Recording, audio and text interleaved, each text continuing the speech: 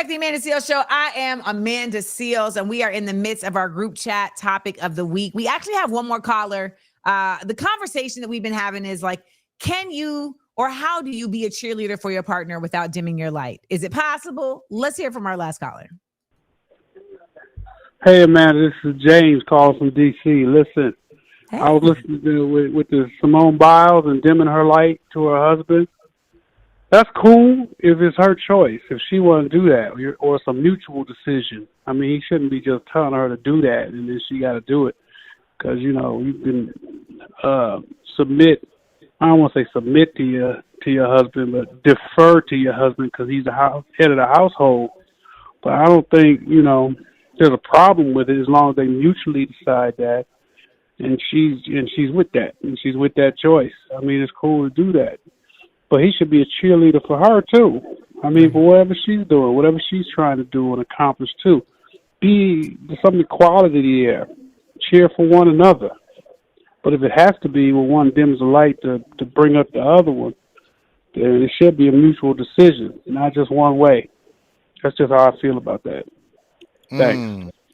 Do we feel like there's anything worth noting that, like, if you as a woman decide, okay, I'm going to dim my light for my man, that is usually encouraged by like problematic things? Like, I feel like it looks that way.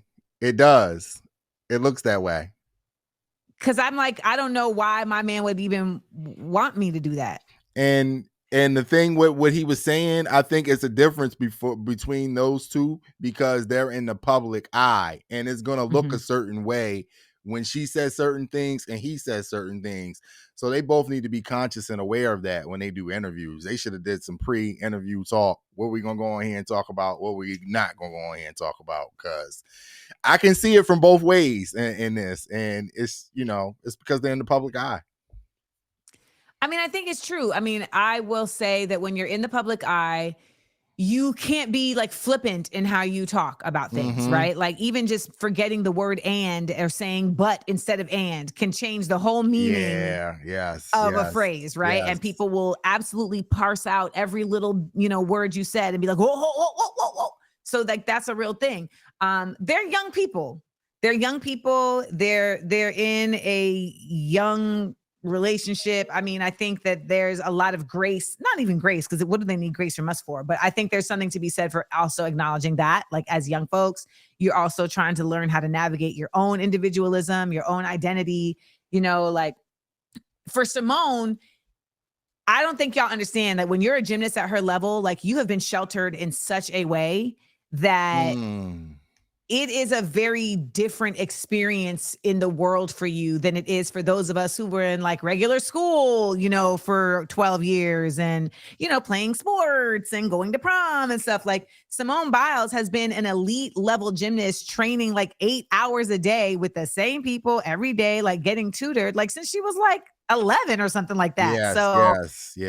You know, like her experience with men and even just the world, like, listen, I went to school.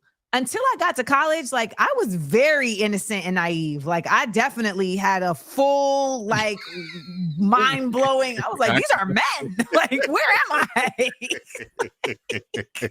So I can only imagine, you know, with this young lady. Also, like she just has had like her upbringing. There's just been a lot of twists and turns. And I feel like it's really a great thing that she has been able to find something solid because she literally like, you know, came up in foster care and in her early formative years. Yeah. Like she came up in foster care. So, you know, when you lose a parent early on in that way, like whether they through death or whether through abandonment, addiction, et cetera, like that's something that's like in your bones, you know, and it's like something that you have to spend your life healing.